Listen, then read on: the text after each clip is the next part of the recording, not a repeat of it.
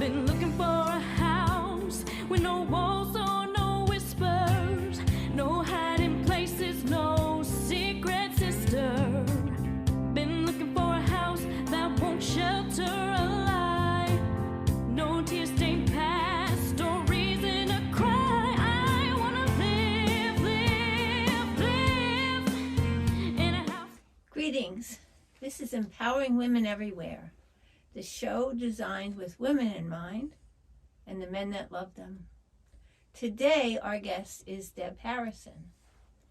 She is a catalyst for growth and change, helping individuals and organizations adapt, learn, and use their gifts, improving performance and well-being. Greetings, Deb.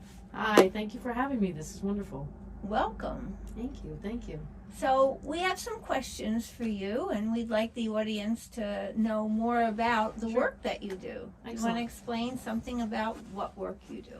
Sure. So, as the bio stated, I refer to myself as a growth and change catalyst because I go in and work with individuals and organizations and help them to get past obstacles that they might Okay. be confronting with challenges that they're coming up against with changes.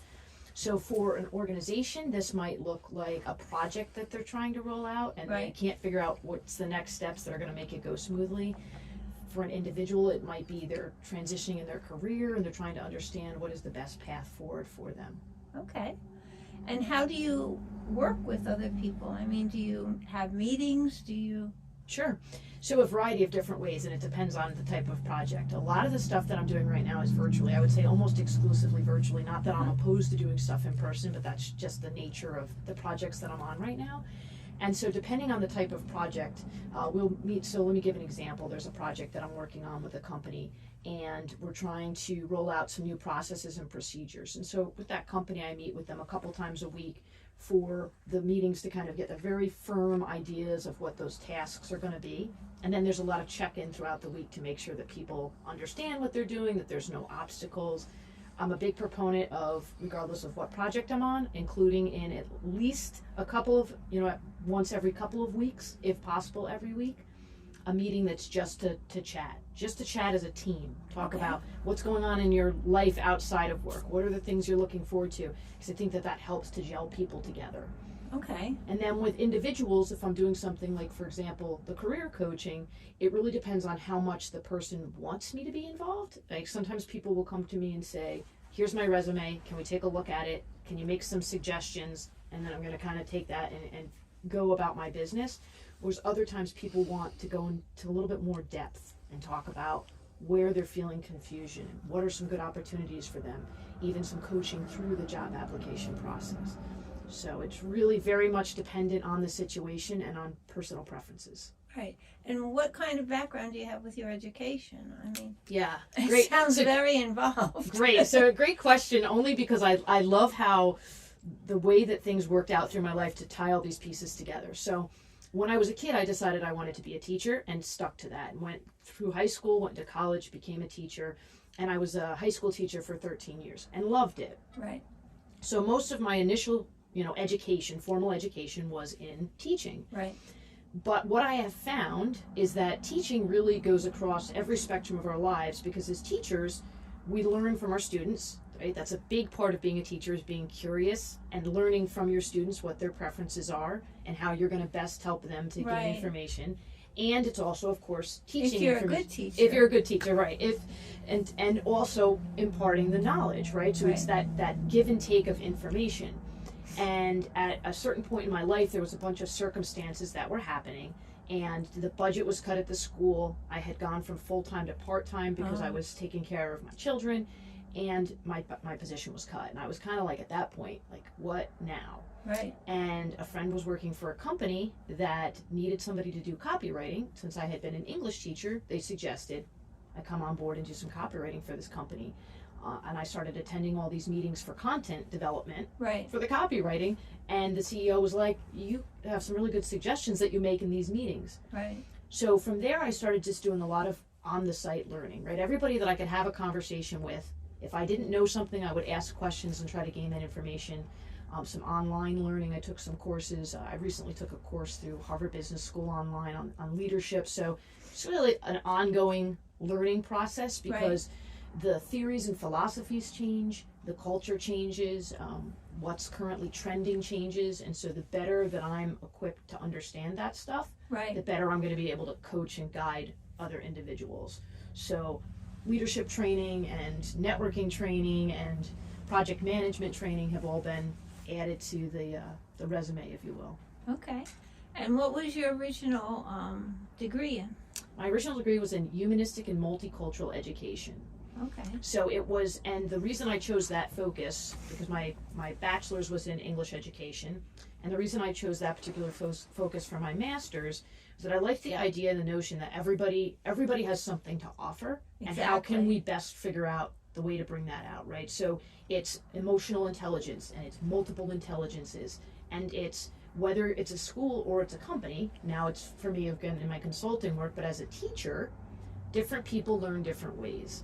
And so if we're going to help people to be successful, we need to figure out what is the way that they're going to learn, and be willing to make changes and adapt, right? There's times as a new teacher that I would teach a lesson and think like, that was great. And then you check for understanding and not so much, right? So something is right, and it doesn't mean that my lesson wasn't good. It just means that it wasn't what the particular students needed, or some it wasn't that you didn't reach them. Right. So then you pivot, right, and you change. Right. And so that's really what I try to do a lot of the times with consulting and coaching, is that, you know, you check back with people to make sure that the information you're delivering is being received in the way that's going to be the most helpful for them. Not necessarily the way I think it's going to be the most helpful, but the way that's going to be the most helpful for them. And then how do you get the people to work together towards a common goal? I love that. So that is one of my favorite things to do. So I think one of the best ways, because when I go into companies to do growth and change stuff specifically, there's a couple of types of resistance that I frequently meet up against. One is the initial resistance, because you're a consultant and you're coming in to my company, and we've been working here all these years, and you're going to come in and you're going to tell us what we should be doing, right? So there's like a little bit of a boundary that gets set up, natural and healthy boundary. And then there's the resistance to whatever is the change that I'm trying to get them through. Right. Because as much as we're growing and changing on a regular basis, from the moment we're born, change is hard. We don't know what to expect. And even when we plan perfectly, right, I could say this as a project manager, you plan perfectly, things are going to come up that you're not going to expect. Right. So I always start with getting people to go to their kind of their basic core values and their self. What are you worried about? What do you not like right now? Or what do you really like right now? Forget the project or the goals or any of those things. Like, let's just connect as human beings. Because oftentimes people will find they have more in common than they do not by starting with and even if it's a negative thing for the project, so even if they're sharing how much they really don't like what's about to happen, they connect. Well, a lot of times people resist change. Right. They are afraid of it, and they're very comfortable where they are. Exactly. And don't tell me I have to change. Exactly. So you make an analysis of what needs to change, and then you talk to them about how that is impacting them as individuals. Right. Right. And well, and so it's interesting to, like, I'll do an activity with people where I'll actually say to them, what do you expect could be the most difficult challenge we're going to face, or that you're going to face, right? Depending on the particular project we're looking at. And then what are some similar circumstances you've encountered in your life? Because what's interesting is really our lives are growth and change. I mean, literally from the moment you're born. Even though you don't want it. You're growing and changing. You're not going to stop that, right? And it can be really great, and there can be awesome things, and there can be really hard things. But we've all gone through it, and we've been successful in going through it. Right. So when we're coming up against something and going like, I can't do this, or I'm not going to like this, I'm like, okay, well, what are the obstacles? And what have you done in the past? Because I think you've done changes in the past. And a lot of times people will be like, well, oh yeah, I did do this and this and this. Right. What were the skills that you used? And so we start to reapply them. And so they often are solving for their own lack of comfort. Yeah, without for their own discomfort. Right. Without saying to them, hey, solve this problem. They're solving it. And a lot of times then you start to see them connect, because they're sharing stories. Because we've all got the stories of the change that we hated. We've all got the stories of the change that we liked. So as people start to feel that connection, then they're a common team. Now we can talk about the project. Now we can talk about tasks, because we've established we're all a little bit scared. We're all a little bit excited. We all have what it takes. So how are we going to move forward together? Okay. Without naming the companies, Sure. tell me some of the projects that you've done. Oh, so this is always a tricky question because I never want to leave anybody out, and I always want to say, like, if I don't mention you. So there's a company that I worked with for many years. It's a healthcare company, and I was brought in to do a very specific thing, right? They had a new software program that they were rolling out. Oh, I was brought in to roll out this new software program. big change. Right. It was really going to be agreed, and it was really going to be project management. This is what has to happen. Right. Got to make sure that the requirements are all lined up. And ended up staying, so it was going to be maybe a 6-month, stint, like get this project done. And ended up working with them for over 6 years because from each project that I was on, there would be overlapping things and I would have conversations with people. And so then I would kind of get transferred over to that project next and continue to build these relationships. And it's really one of the areas where I was able to explore. I had done it in the past, but explore in a very profound way the leadership coaching, which I never called leadership coaching, and nobody ever called leadership coaching in the company. But I was being asked by leaders of different departments and teams, even up to the executive level, questions about specific concepts or approaches, or even their own ways that they were communicating, and found that all of this stuff that I had been doing my whole life really fit naturally. So it wasn't, I think it was really at this client that I started to see, oh, I'm a leadership coach. I think in the past, anytime I had helped leaders, I really just thought of it as like, I'm just doing my consulting job. Right. But it was here that people started to be like, oh, you're really doing a good job coaching that person. And I was like, oh, yeah, that is what I'm doing. I just never called it that. Well, I think what you're doing is coaching. Right. Because you take the individual, you explore them, you make a relationship with them, you see where they are now, you see where they want to go, and then you work together to bring it to fruition. Right. Yeah, very interesting. Yeah. I like the career component of that, because I'll work with companies, so I'm not a recruiter, and I clarify that because recruiters are a very specific role. What they do is, they're going out and they're finding people, they're going out and they're finding companies. But I will get brought in by companies to help with the recruitment process, so to help them with the interviews and the screening of resumes. And at the same time, I'm doing career coaching with folks who are looking for jobs. Right. Which gives me this really cool whole big perspective of, from somebody saying we need a position, to drawing up the job requisition, to posting it, to having applicants come in, to on the other side, the applicants who are putting together their resumes, filing the application, and then having the interview. Right. And so I get information on both sides that I can use to make recommendations. So I can say, like, I've been on the interviewing side, here are some tips. Or I've been on the candidate side, Right. here are some tips. So that really jazzes me up, because I love helping people to find their light, their niche, and really explore their goals. I mean, we're all incredible, right? This is something I say all the time. We are incredible miracles. Every single person on this earth. There's nobody better and nobody less. We're all incredible miracles. So when you can help people to recognize that in themselves, and you can help companies recognize that it exists in everybody, like, that's where it's at. That's where the power is. Yeah, I mean, how much better can it get than helping people really work together, right? Embrace to a common goal. Exactly. Kindness and love are at the core of that, right? So it's able to kind of filter that in there as you're helping people to be kind and interact with each other. So I assume that you found some people that lacked in kindness on the way. Sure, certainly. But I found that some of those people actually were some of the people that helped me most to shape my kindness. Right? When we're interacting with people who are just naturally kind and friendly people, it's not extremely challenging to be kind back. Right. But when people are not being kind to you or being resistant, that makes us have to kind of look inward. So I always approach it the same way I do, like, my friends used to joke, like, you have zero road rage. Like, people will cut me off and I'm just like, they're like, how do you, and I'm like, my instant response when somebody is being mean, I try, so let me clarify, I don't always succeed, but I really try my instant response to be like, what is happening in this person's life that is making them respond this way? So you don't even have to know where they're at. Exactly. You just have to meet them where they're at and then help them move on. Right. I mean, it's not our responsibility to interpret the best choices for somebody's life. It's our ability to help recognize the best in people. Right. in whatever we're doing. And that even means if somebody's doing the complete opposite of what you might think they should be doing, if we're helping people to see the best in themselves, then we're everybody's winning. Have you ever run into a situation where you had one person in the group that you really had difficulty with? Certainly. How Right. did you deal with that? I'm blessed with a wonderful husband who allows me to talk through things. And Okay. often I can, like, he doesn't even sometimes, and oftentimes it's probably even better, he doesn't even necessarily have to say something, but to let me talk through it.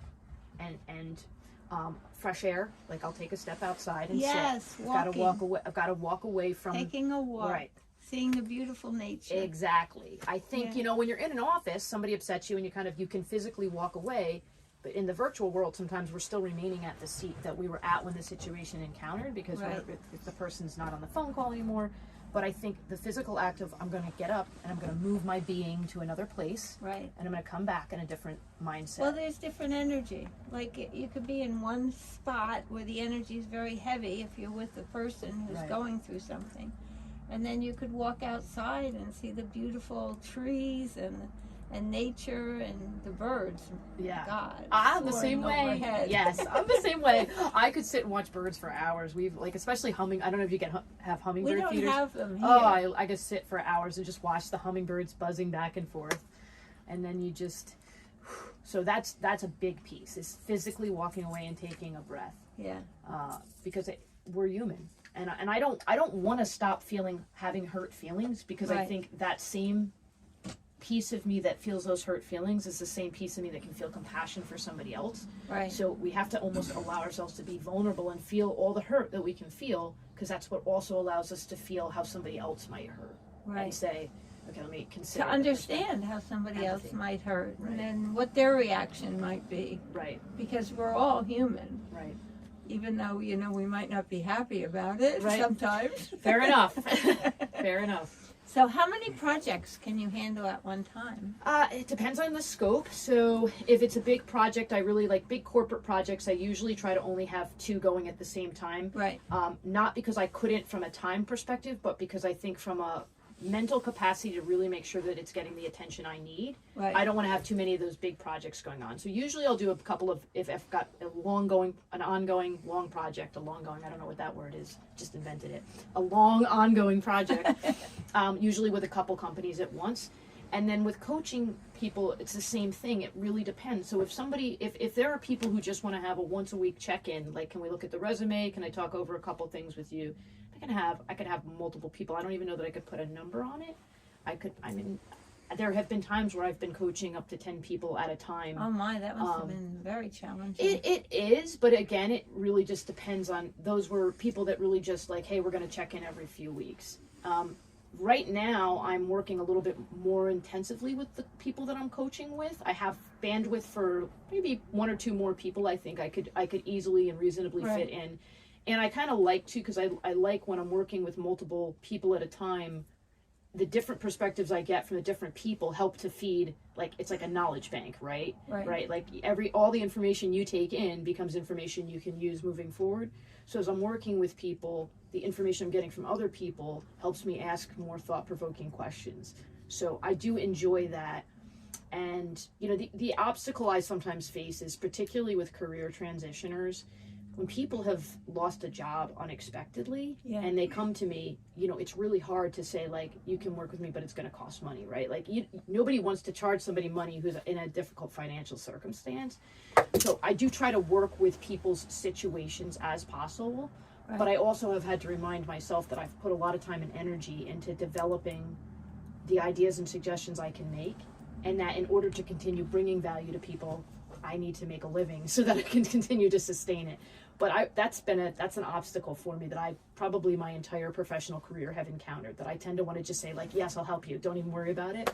So I've had to be really mindful of making sure that the choices are one Maybe that's good. forming a 501c3 and Yeah, that's not a bad Getting idea. I've thought funding. about it. Yeah, I've thought about that. I really have, particularly because. now wait a minute, am I counseling you?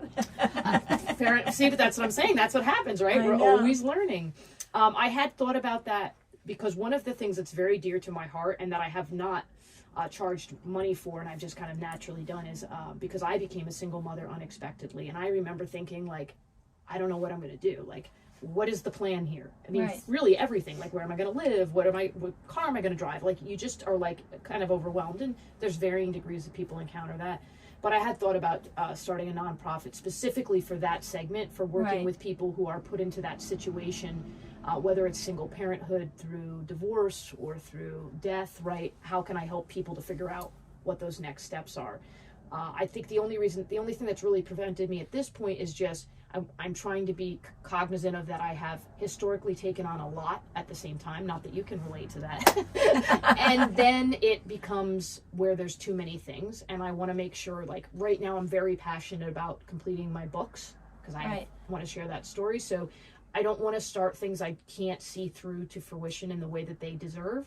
So I'm trying to time things a little bit more in a way that's going to allow me to sustain multiple things at the same time. So tell us about the books you're working on. yeah, so I've been writing since I was a kid, and dear diaries that I have an entire container of. Some of those will work their ways into some of the books, not necessarily from start to finish like an entire diary published, but I think there's some interesting things that came from childhood Right. Deb, who was going through trauma, and the way that I looked at things now and seeing where I am now, and I want to make some of those connections.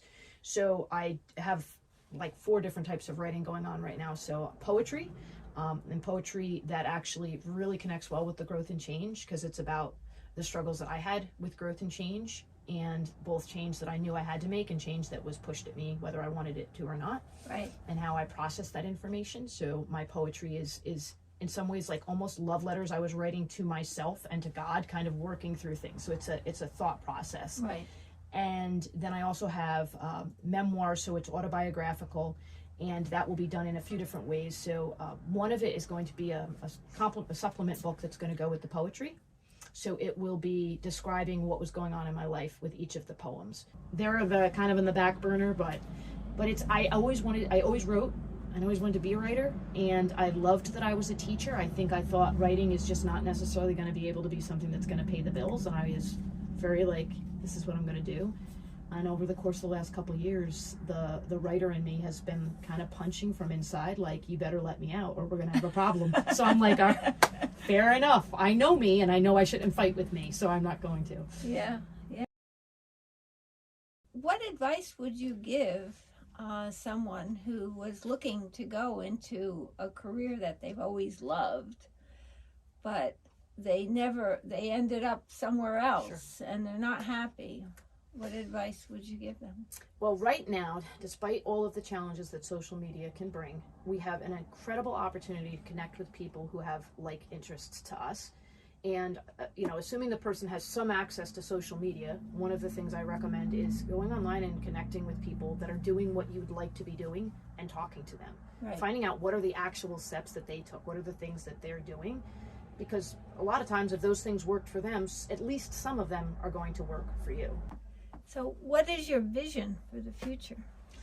So my hope, and I want to say hope, but I also want to say what I know will be the case. Like I can see next year, because of the way that I feel very filled with clarity about where I'm supposed to be and how to what steps I need to take. So I really would like to get the poetry book done by the end of the year. I feel like it's crazy for me to say that out loud, specifically when it's being recorded, but I want to hold myself accountable to that.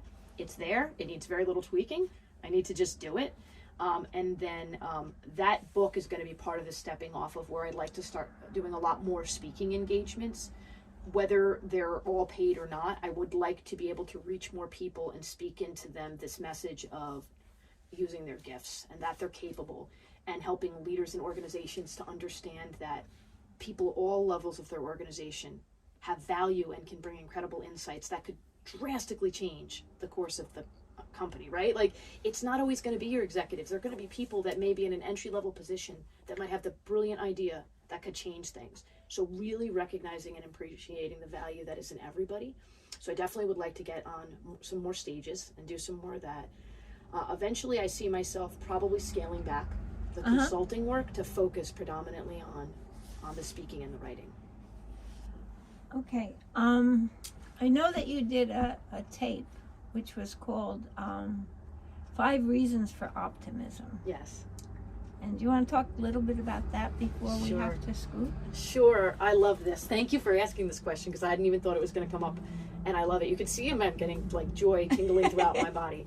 So, as part of the idea that everybody has a gift in them, is this notion that as part of that we need to recognize the ability that we have to affect positive change.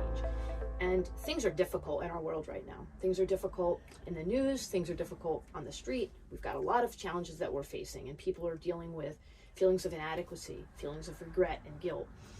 So the message that I want to share with people is that we're not going to ignore that stuff. That's not going to go away. I don't mean to suggest that if you wake up in the morning and say that life is good, all of those things are going to be better. But the more that we recognize our ability to produce goodness forward, right? I call optimism gratitude forward. The more we take that attitude towards things, the more we are going to create positive change. So I think, kindness is always an option. Right? We always have the ability to be kind to people, holding a door open, smiling at somebody, letting somebody out in traffic, letting somebody say something that you may not agree with, and respectfully replying, which is something that we can still do, though sometimes social media makes it seem the other word, right? Respectful discourse. So the other thing is the incredible amount for learning right now. So you can go online and you can take learning in areas that you may not have otherwise been able to, right? Because you couldn't afford college or you couldn't enroll in certain courses, whereas now that stuff is available online. That creates an incredible opportunity for people that otherwise would have not been able to enter a field. Right. And again, it has to do with that notion that there are people out there that have untapped talent that we're going to be able to use. Right. And then one of the five, one of my favorites is a phrase that I use a lot, and that's that it's going to be okay. And it's not meant to be a dismissal, again, of the fact that there are difficult things going on, Right. but that we're part of something bigger. We're part of something bigger as a human community. Exactly. And the more that we can work together to get through things, the more that we can make change and promote positivity and help people who haven't had an opportunity to have that opportunity. So it's less about you're going to have things work out exactly the way you want or the way that you think they should be. Right. And it's that you're going to be able to do something with whatever the circumstances are and utilizing the people that are around you. So, Enrolling. Now. right, enrolling, enlisting. And I think that's the thing with companies, right? When I go into them, it's they'll say something like, we've got a resource shortage, right? We've got a resource shortage. We need more people at this level. And I'm like, well, have we looked at the people that are already in the company, right? Right. Who already have the knowledge and the passion, right? If they've been in the company for 15 years and maybe they've been working at an entry-level position because they've never asked if they could get a promotion or nobody's necessarily noticed it. So it's a lot of those changes that don't even necessarily require a lot of tasks or a lot of money. It just requires patience and acceptance that we're gonna try that. And listening and observing. Right. So, Right. Absolutely. Okay. Well, I have to tell you, it's been absolutely wonderful having you here. Thank you. And learning about the great work you're doing and your vision for the future. And I think all of us can learn from Deb Thank you. things that can make our lives better and work better with the people around us. Okay, so can you tell us what your website is? Sure. My website is dharrisonpvd.com. That's D Harrison, P as in purpose, V as in vision, D as in drive.com. All my social media links are there. Feel free to connect with me whether they want to have a conversation or whether they're interested in doing some type of collaboration. I just like connecting with people. So any reason is a welcome one to reach out. Thank you so much for being here. Thank you. Thank you for this wonderful conversation. It was very exciting. I appreciate it. We appreciate you. Have a good day. Thank you. You too.